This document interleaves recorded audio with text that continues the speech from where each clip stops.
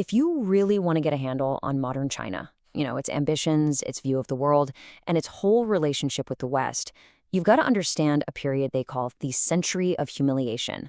So today, we're going to dive deep into what that actually means and why it's still such a huge deal. And that's really the big question, isn't it? I mean, how can a bunch of conflicts from the 1800s over stuff like trade and opium of all things still cast such a massive shadow over global politics today, in the 21st century? Well, that's exactly what we're here to figure out. So, what is the Century of Humiliation? In Chinese, it's called Baiyan Guoqi, and it points to a very specific 110-year window in time. It kicks off with the First Opium War against Britain and wraps up when the People's Republic of China is formed. At its core, it's a story of a global giant being brought to its knees. But to really feel the humiliation of that fall, first we have to appreciate the incredible height from which China fell. Yeah, because before the 19th century, humiliation was probably the last word anyone on Earth would have associated with China.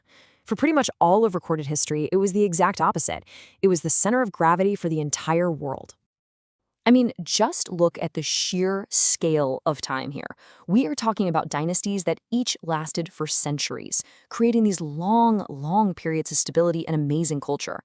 The Han Dynasty, it lasted for over 400 years. That's almost double the entire history of the United States.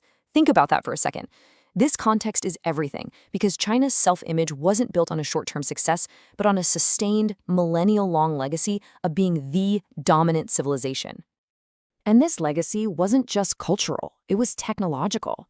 I mean, think about some of the inventions that completely changed the course of human history.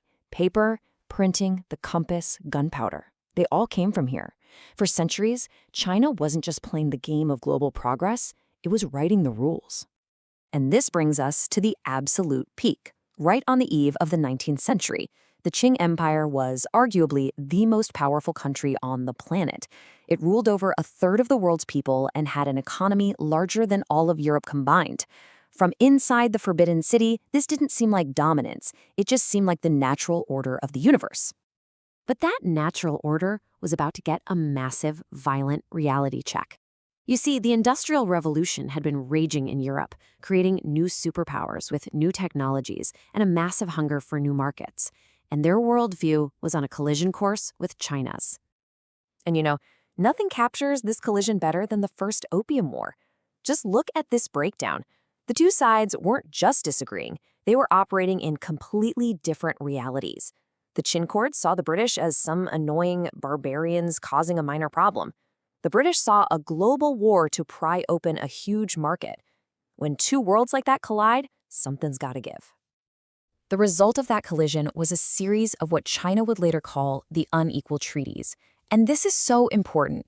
These weren't just military defeats. No, this was a systematic dismantling of China's sovereignty. Foreign powers literally carved out pieces of Chinese cities for themselves where their own laws applied. They seized control of ports and dictated trade terms, all backed by military force.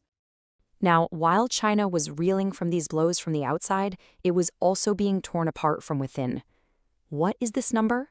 20 million. That's the low-end estimate for the death toll of the Taiping Rebellion, a massive civil war that raged for 14 years. To put that into perspective, that is more than the total number of soldiers and civilians who died in all of World War I.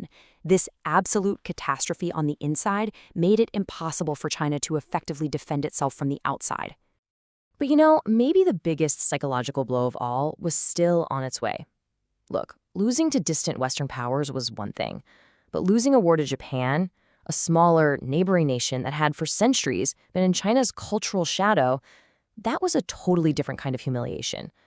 It proved the old imperial system was broken beyond repair. The mandate of heaven, the idea that the emperor had a divine right to rule, was just shattered into a million pieces. And that shattering defeat just kicked off decades of intense, chaotic change. It was like the floodgates opened. The old world was dead, and a new one was struggling to be born in a storm of revolution, invasion, and civil war. This timeline just gives you a glimpse of how insane the first half of the 20th century was. I mean, just imagine it. A 2,000-year-old imperial system completely collapses.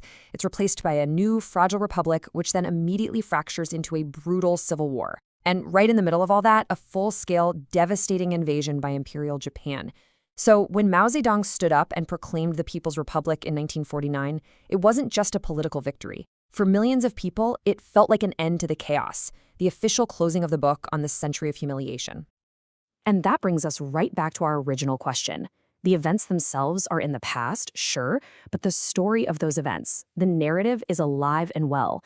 And the way that story is told and understood today is a really powerful force, with a few very different perspectives. So, one common view is that this history is a powerful motivator. It's seen as the ultimate lesson. Never fall behind, never be weak. From this perspective, the incredible drive for technological and military strength isn't just about ambition. It's about pure survival. It's about ensuring China is never, ever weak enough to be victimized again. Okay, but then there's another perspective, a more cynical one, that sees this whole narrative as a potent political tool. By constantly reminding people that the Communist Party was the force that ended the humiliation and made China stand up, it hammers home the party's legitimacy. It can also be a really powerful us versus them story, perfect for rallying support and distracting from problems at home. And then there's a third view, which is more of a warning. It's about the dangers of a national victim complex. The argument here is that if a nation's identity is so deeply wrapped up in past grievances, it can be used to justify all sorts of aggressive actions today as just a form of payback or setting the record straight. And that mindset, it's argued, makes things like global trust and cooperation really, really difficult. So in the end, there's no easy answer. Is this history a source of incredible national strength, a rocket fuel for innovation, and a promise to never be weak again? Or is it a barrier to global trust, a deep-seated grievance that makes partnership difficult?